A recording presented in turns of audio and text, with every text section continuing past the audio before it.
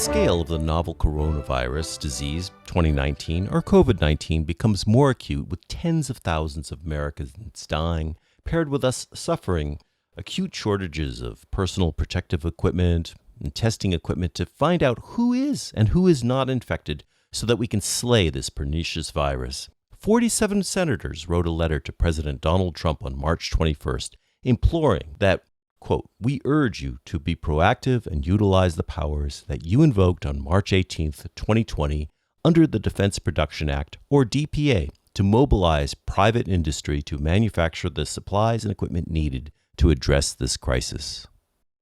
On Friday, April 17th, Senator Angus King, an independent from Maine, on conference call with fellow senators with Vice President Mike Pence and the coronavirus task force, called the federal effort, quote, "a dereliction of duty."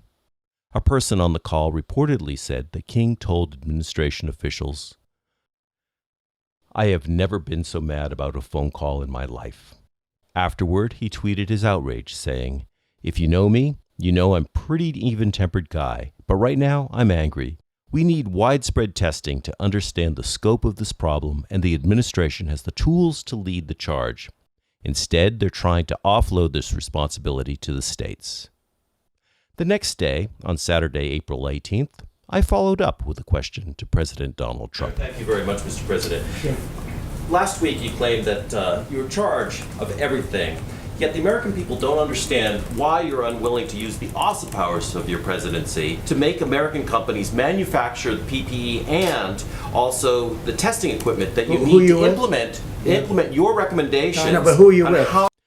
One footnote. I usually write my questions down when addressing President Donald Trump. I'm with TMN. Recommendations for... TMN, what is Talk TMN? Media News. What? My name is Doug Christian with Talk Media News. He often interrupts me, so I write my questions down so that I do not lose my train of thought. Yes. Talk Media News. Yeah. And Go ahead, keep reading your question. the thing is how to make companies build these testing equipment so that you can do what you want. Well, we're doing that, recommended. right? President Trump dismissed the concerns of many Americans claiming that we are making enough testing equipment. Yeah, we're doing it.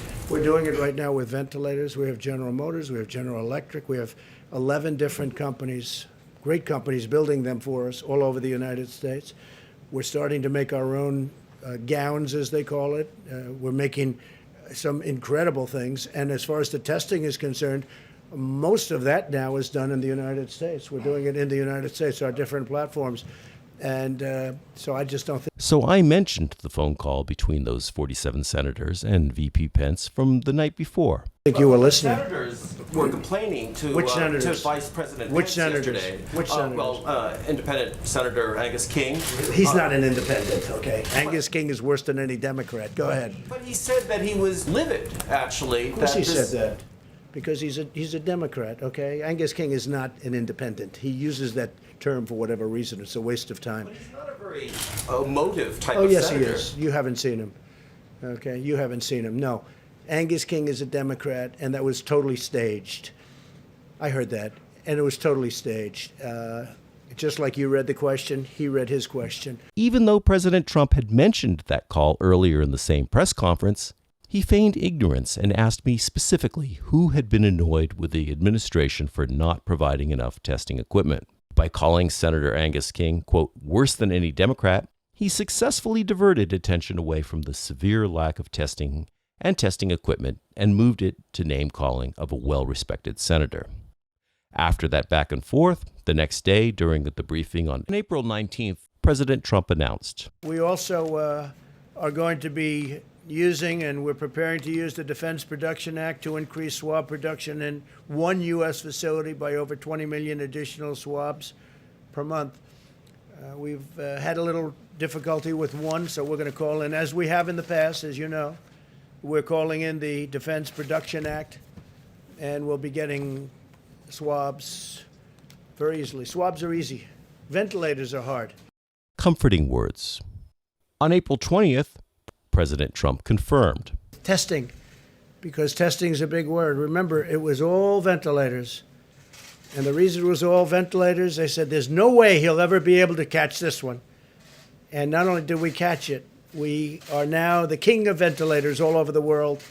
We can send them anywhere. We have thousands being made a week, and they're very high quality. And that wasn't playing well. So then they said, testing. Oh, we'll get them on testing. Well, testing is much easier than ventilators. Ventilators are big machines that are very complex, that are very expensive. You need you need a group of people that really know what they're doing. We took auto lines, we took a lot of different people, and now we've done that. But it used to be ventilators. Now it's testing. But then later in the press conference, a reporter asked for the president to confirm that he would use the DPA to mandate the manufacture of testing equipment, in this case swabs.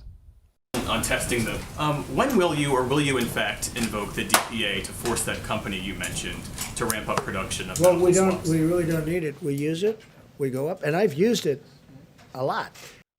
So much for testing. As every public health official has said over and over again, it is impossible to open up this country, or any country for that matter, without adequate testing to know who is and is not susceptible to COVID-19, and then open up the country slowly in a step-by-step fashion, making sure that we address and eliminate COVID hotspots early.